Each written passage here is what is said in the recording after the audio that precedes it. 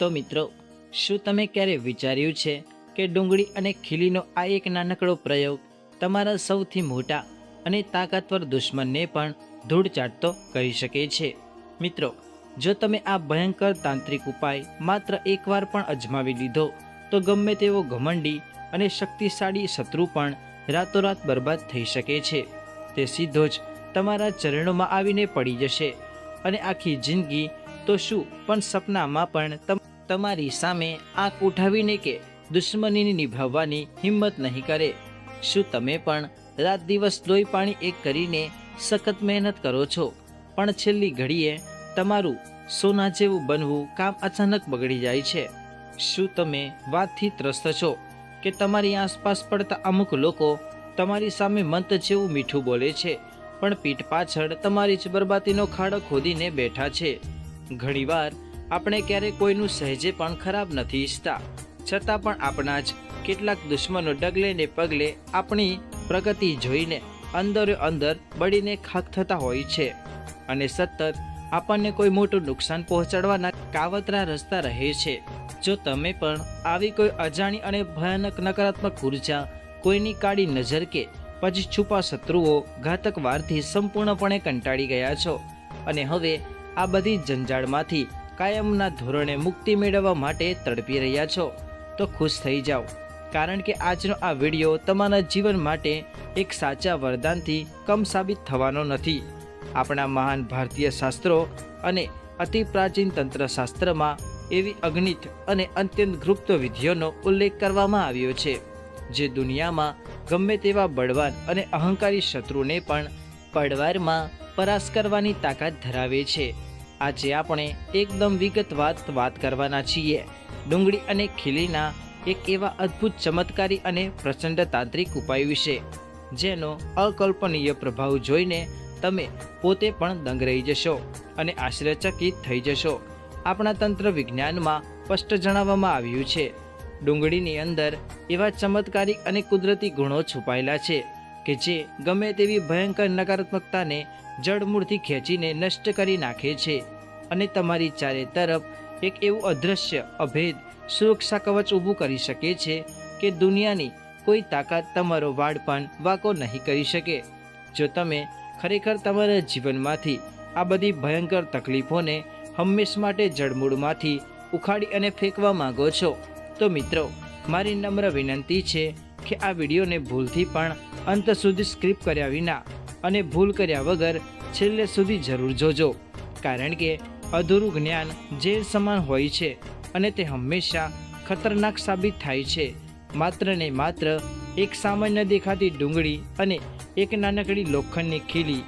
તો મિત્રો, આ સાવ સાદો અને સામાન્ય લગતો ઉપાય જ્યારે સાચી તાંત્રિક વિધિ અને સિદ્ધ મંત્ર સાથે અજમાવવામાં આવે છે ત્યારે તે બ્રહ્માસ્ત્રની જેમ અચૂક નિશાન સાધે છે. આ પ્રચંડ પ્રયોગ એકવાર પૂર્ણ થતાં જ ગમે તેવા ઘાતકી અને નિર્દયી દુશ્મન પણ તમારી સામે ઘૂંટણીએ પડી જશે અને બંને હાથ જોડીને રડતા રડતા તમારી પાસે માફી માંગવા માટે મજબૂર થઈ જશે. આ વિડીયોમાં આપણે જાણીશું કે આ વિધિ ક્યારે કરવી, કેવી રીતે કરવી અને તેની પાછળનું વૈજ્ઞાનિક અને તાંત્રિક રહસ્ય શું છે. આ ઉપાય એટલો પ્રભાવશાળી છે કે તમારા જીવનની તમામ સમસ્યાનો અંત લાવી શકે છે. તો મિત્રો, વિડીયોમાં આગળ વધતા પહેલાં જો તમે જ ભગવાનને માનતા હોય તો તેમનું નામ કોમેન્ટ જરૂર કરી દેજો. અમારી ચેનલ પર નવા આવ્યા હોય તો વિડીયોને લાઈક કરી, શેર કરી અને ચેનલને સબસ્ક્રાઈબ જરૂરથી કરી લેજો, જેથી આવા જ જ્ઞાનવર્ધક વિડીયો તમને મળતા રહે. તો મિત્રો, હવે વિગતવાર જાણીએ એ પ્રાચીન અને ગુપ્ત ઉપાય વિશે. મિત્રો, આજના વિડીયોમાં અમે તમારા માટે એક એવો ઉપાય લઈને આવ્યા છીએ જેના દ્વારા તમારા લાખો અને કરોડો દુશ્મન પણ પરાજિત થઈ જશે અને તેઓ તમારા જીવનમાં ક્યારેય પાછા નહીં આવે. જો તમે ડુંગળીમાં ખીલી મારીને ફેંકી દો તો ખીલી અને ડુંગળી તમારા દુશ્મનથી છુટકારો અપાવશે અને દુશ્મન હાથ જોડીને માફી માગશે, એટલે કે વિચારશે કે તેને તમારા દુશ્મન કેમ બનવાનું વિચાર્યું અને તેને તમારી સાથે શા માટે દુશ્મની કરી. અને કારણ હવે જુઓ, છુપાયેલા દુશ્મનો પણ હોય છે, કારણ કે જે લોકો ગુપ્ત દુશ્મનો હોય છે તેઓ પણ તે વ્યક્તિની માફી માગવાનો પ્રયાસ કરે છે, ભલે તેઓ તેમને ખૂબ પરેશાન પણ તમે જોયા હશે કે તમારા ગુપ્ત દુશ્મનો પણ પરાજિત થશે અને જે લોકો તમને ખુલ્લેઆમ પરેશાન કરી રહ્યા છે તેઓ પણ તમારા જીવનમાંથી દૂર થઈ જશે અને ફરી ક્યારે દુશ્મન નહીં બને. અથવા ધારો કે તમને ખબર નથી કે તમારા કેટલા દુશ્મનો છે અથવા તમારો દુશ્મન કોણ છે, કારણ કે ક્યારે દુશ્મન મિત્રના રૂપમાં પણ મળી આવે છે, જેનો અર્થ છે કે તે આપણા જીવનમાં પણ આપણા મિત્ર તરીકે આવે છે અને તમને ઓળખવા ખૂબ જ મુશ્કેલ છે. ધારો કે તેમને તમારા દુશ્મનનું નામ ખબર નથી અથવા તમને ખબર નથી કે કેટલા દુશ્મનો છે અથવા તમને ખબર નથી કે દુશ્મન શક્તિશાળી છે, તે તમને કેટલું નુકસાન પહોંચાડી રહ્યો છે, તો તમારે આ ઉપાય કરવો જોઈએ. કારણ કે જો દુશ્મન ખૂબ જ શક્તિશાળી અથવા તો તેણે તમારા પર ધણું કર્યું હોય અથવા કંઈ કરવાનું વિચારી રહ્યો છે તો સમજજો આ ઉપાય કરીને તેણે બધું જ ગુમાવી દીધું છે. જો દુશ્મન તમારી બુદ્ધિ, દુકાન કે વ્યવસાય બાંધી રાખ્યું હોય તો તે પણ મુક્ત થઈ જશે. અને મારા પર વિશ્વાસ કરો કે તમારા જીવનમાં જે દુઃખ અને પીડા આવી રહી છે તેમાંથી તમે હંમેશ માટે છુટકારો મેળવશો. એટલે કે તમારા ઘરમાં ફરી ક્યારે અકસ્માતો નહીં થાય, જેવી કે સમસ્યાઓ નહીં વધે અને ઝઘડા પણ તમારા ઘર અને જીવનમાંથી સંપૂર્ણપણે દૂર થઈ જશે. જુઓ શું થાય છે, ક્યારે દુશ્મન એવું કામ કરે છે કે ઘરના સભ્યો એકબીજા સાથે લડવા લાગે છે. કારણ કે જ્યારે ઘરના સભ્યો એકબીજા સાથે લડે છે ત્યારે ઘરમાં ઝઘડો થાય છે, તો આવા ઘરમાં પૈસા સંબંધિત સમસ્યાઓ પણ આવે છે. જે ઘરમાં લોકો એકબીજા સાથે લડે છે ત્યાં લક્ષ્મી ટકતી નથી, તેથી દુશ્મન મોટા ભાગે ઝઘડાનું કારણ બને છે. બીજી વાત એ છે કે જે વેપારીઓને પોતાનો વ્યવસાય છે, દુકાન છે અને તેમની સામે બીજા વ્યક્તિની દુકાન છે, બીજા વ્યક્તિનો વ્યવસાય છે. હવે ધારો કે તમારો વ્યવસાય ખૂબ જ સારી રીતે ચાલી રહ્યો છે અને તે વ્યક્તિનો વ્યવસાય સારી રીતે ચાલી નથી રહ્યો, તો આ જોઈને ઈર્ષ્યા કરવા લાગે છે કે તેનું કામ, તેનો વ્યવસાય ખૂબ જ સારી રીતે ચાલી રહ્યો છે અને હું અહીં કાંઈ કરી શકતો નથી. તો જુઓ, ત્યારે તેઓ કંઈ કરી શકતા નથી ત્યારે તેઓ દુશ્મનના વટ બનાવવાનું શરૂ કરે છે, દુશ્મનના વટ કરવાનું શરૂ કરે છે અને તેમના મનમાં ઈર્ષાની લાગણી એવી રીતે ઉદ્ભવે છે કે ક્યારે તેનું સ્વરૂપ મોટું થઈ જાય છે તેની ખબર પડતી નથી. તેનો અર્થ એ છે કે વ્યક્તિ દરેક ખરાબ કામ કરે છે જેના કારણે સામેની વ્યક્તિ સંપૂર્ણપણે બરબાદ થઈ જાય છે. તેથી તમારે હંમેશા આવા દુશ્મનથી દૂર રહેવાની જરૂર છે અને આ નાનો ઉપાય અપનાવવાની જરૂર છે. આ ઉપાય કરો અને જુઓ કે તમારા દુશ્મનો કેવી રીતે હાર પામે છે અને તમારા જીવનમાંથી કેવી રીતે જાય છે. તો ચાલો આપણે આ ઉપાય વિશે વાત કરીએ. ડુંગળીમાં ખીલી કેવી રીતે નાખવી, ડુંગળી ક્યાં મૂકવી અને કયા દિવસે અને કયા સમયે કરવું. સૌપ્રથમ આ ઉપાય કોઈ પણ દ્વારા કરી શકાય છે, પછી ભલે તે પુરુષ હોય કે સ્ત્રી. તો ચાલો વિડીયોમાં આગળ વધીએ અને ઉપાય વિશે વાત કરીએ. તે પહેલાં ચેનલને સબસ્ક્રાઈબ કરી બેલ નોટિફિકેશનને દબાવી દેજો, જેથી તમને અમારા બીજા વિડીયોની સૂચના મળતી રહે. તો ચાલો ઉપાય વિશે વાત કરીએ. તો જુઓ, સૌપ્રથમ તમારે એક નાની ડુંગળી લેવાની છે અને તમે જે ડુંગળી લેશો તે બે પ્રકારની હોય છે, એક લાલ રંગની ડુંગળી અને બીજી આછા રંગની ડુંગળી, જે લાલ કરતાં થોડી હળવી હોય છે. તેથી તમારે લાલ રંગની ડુંગળી લેવાનો પ્રયાસ કરવો જોઈએ, જે ઘેરા રંગની હોય છે અને તમારે આખી ડુંગળી લેવાની છે. તમારે એકદમ આખી ડુંગળી લેવી પડશે. આ સાથે તમારે લોખંડની ખીલી પણ લેવાની છે. તમે અહીં જે ખીલી લેશો, તમારે નવી ખીલી બિલકુલ લેવાની જરૂર નથી. જો તમારી પાસે જૂની ખીલી હોય તો એ પણ ચાલશે, નવી ન લો. તમારા ઘરમાં પડેલી કોઈ જૂની ખીલી શોધો અને તેને લો. આ સાથે તમારે કાળા રંગના માર્કર પેન લેવાની છે, કારણ કે તે સારી રીતે કામ કરે છે. અહીં તમે શાહી પણ લખી શકો છો, શાહીથી પણ લખી શકો છો. હવે જુઓ, તમારે શું કરવાનું છે. તમારે આ 3 વસ્તુઓ લેવાની છે અને તમારા ઘરની દક્ષિણ દિશામાં દક્ષિણ તરફ મુખ કરીને બેસવાનું છે. તો જુઓ, તમારી જમીન પર બેસીને આ ઉપાય કરવાનો છે. સૌપ્રથમ તમે ડુંગળી લીધી છે. હવે તમારે તે ડુંગળી અને તમે લીધેલી કાળા રંગની પેન અથવા માર્કર લેવાની છે. તમારે તે પેનથી ડુંગળી પર દુશ્મન લખવાનું છે. તમારે દુશ્મન કેમ લખવાની જરૂર છે? કારણ કે જુઓ, એક દુશ્મન હોઈ શકે છે, 2 હોઈ શકે છે, 3 હોઈ શકે છે, અને વધુ પણ હોઈ શકે છે, અથવા ગુપ્ત દુશ્મન પણ હોઈ શકે છે જેના વિશે તમને ખબર નથી. હવે ધારો કે તમે તેના પર નામ લખો છો, તો આનાથી તમારો ફક્ત એક જ દુશ્મન દૂર થાય છે, ફક્ત એક જ દુશ્મનનો પરાજય થશે. પરંતુ જો તમે ડુંગળી પર દુશ્મન લખશો તો તમારા બધા જ દુશ્મનોનો પરાજય થઈ જશે, અને જે દુશ્મનો ગુપ્ત હશે તે પણ તમારા જીવનમાંથી દૂર થઈ જશે. તેઓ કઈ રીતે તમારા પ્રત્યે દુશ્મનીની દાખવી રહ્યા છે, અથવા તમારી પીઠ પાછળ ઘણું ખરાબ કામ કરી રહ્યા છે, અથવા કરડાવી રહ્યા છે, તો કંઈક એવું છે જે તમને ઘણી બધી ક્રિયાઓ કરવામાં મજબૂર કરે છે. તેથી તમારે ડુંગળી પર શું લખવું છે? ફક્ત દુશ્મન લખો. તમારે કાનોથી લખવાનું છે. તમારા કાળા રંગના પેન અથવા માર્કર લેવી પડશે. હવે જ્યાં તમે દુશ્મન લખ્યું છે તેની નીચે ડુંગળી પર જ્યાં તમે નામ લખ્યું છે તેની નીચે તમારે કોર્સ માર્ક લગાવવું પડશે. ઠીક છે, તમારે કોર્સ માર્ક લગાવવું પડશે. તો જુઓ, સૌપ્રથમ તમે ડુંગળી પર નામ લખ્યું છે, તે પછી તમે કોર્સ માર્ક લગાવ્યો છે. હવે તે ચોકડીની નીચે પણ તમારે એક શબ્દ લખવો પડશે. તમારે શું લખવું છે? ક્રીમ લખો.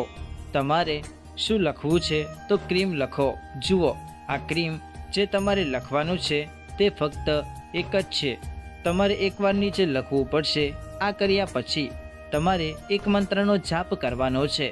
તેથી મંત્ર ધ્યાનથી સાંભળજો. એ ક્રીમ ક્રીમ શત્રુનાની નિશાની ક્રીમ ક્રીમ ફટ સ્વાહા. તમારે આ મંત્રનો 11 વાર જાપ કરવો પડશે. એટલે કે આ મંત્રનો તમારે 11 વાર જાપ કરવો પડશે.